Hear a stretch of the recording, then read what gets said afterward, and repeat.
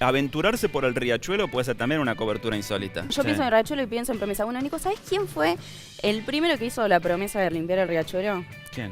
¿Cuánto me dirías? ¿Cuánto años? tiempo? Y sí, 100 años. 50, 40. No, mucho más. Fue en 1811, el primer ¿Me estás triunvirato. Para, más de 200 chicos. años que vienen prometiendo que van a sanear el riachuelo. Exacto, que es el primer triunvirato quien hizo la primera promesa. Entonces lo que nosotros dijimos es, primer triunvirato, y todavía seguimos hablando del tema, ¿qué es lo que pasó? Así que, para averiguar eso, fuimos al riachuelo, nos metimos ahí en un botecito, fuimos a ver qué pasaba y también a ver por qué es que todavía esto no se cumple. Y bueno, así fue nuestra experiencia. A ver.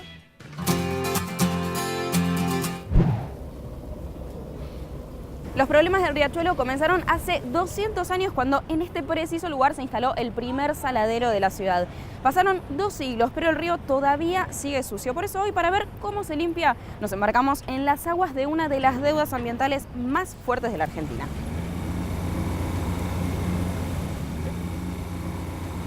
Este equipo que está a nuestras espaldas es un catamarán barredor, ¿sí? Entonces con eso barre los residuos superficiales, los deposita en un ojo y una vez que el ojo está lleno, el ojo se retira y va a disposición final. ¿A dónde van esos residuos?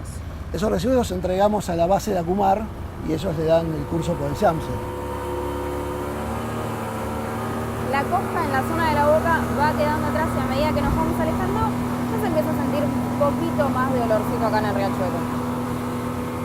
El 50% de la población de la cuenca Matanza-Riachuelo no tiene cloacas.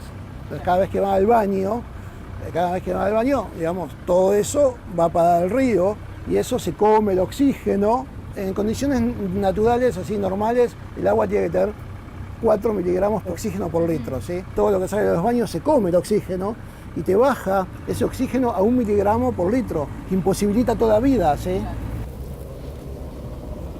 Esta es nuestra embarcación de carga y transporte de residuos, es nuestro camión de basura, digamos, ¿no? Claro. ¿Qué tipo de basura se suele encontrar en estos lugares? Esta que ves, digamos, pañales, papeles orgánicos que van acá a las bolsas, ¿sí? Si son plásticos limpios van a unas bolsas verdes. Y mucho residuo así, ahí tenemos una parrilla, un colchón, una cama.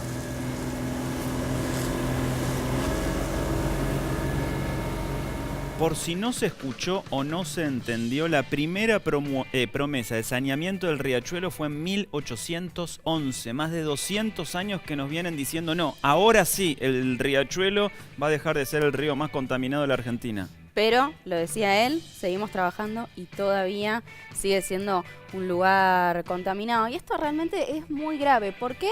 Por todo lo que implica el riachuelo, ¿no? Tenemos algunos datos para entender un poco mejor por qué.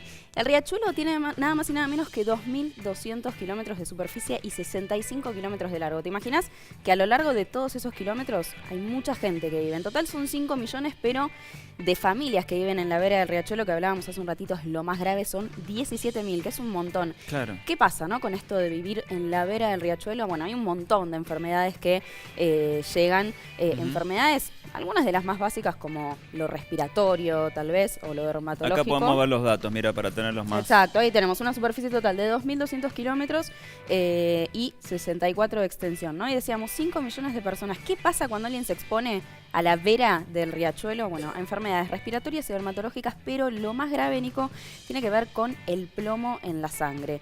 Esto realmente le pasa, al menos en la ciudad de Buenos Aires, al 25% de los chicos que viven a la vera del riachuelo.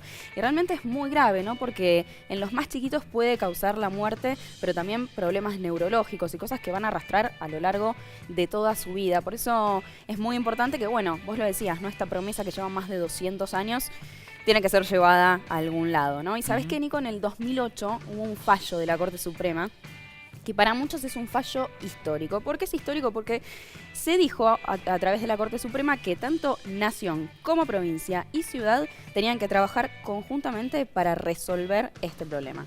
Vos sabés lo que es, ¿no? Coordinar 3 jurisdicciones juntas. Sí. Como un poquito complicado. Así que hay algunas ONGs que están encargadas de monitorear que esto finalmente suceda. Así que para hablar de esto y ver cómo se está cumpliendo este fallo, fuimos con una de estas ONGs encargadas y hablamos con Andrés Napoli, que es el director de la ONG FAM y que, bueno, está especializado en riachuelo, para ver qué es lo que pasa, a ver si se cumple. Y esto es lo que nos decía Andrés.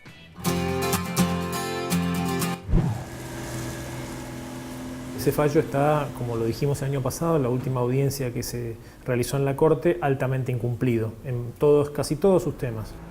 Hay que hacer obras de infraestructura, obras de agua y de cloaca, hay que hacer control de las industrias, hay que hacer relocalización de personas que viven en los bordes del río, atención a la salud de ese tipo de personas.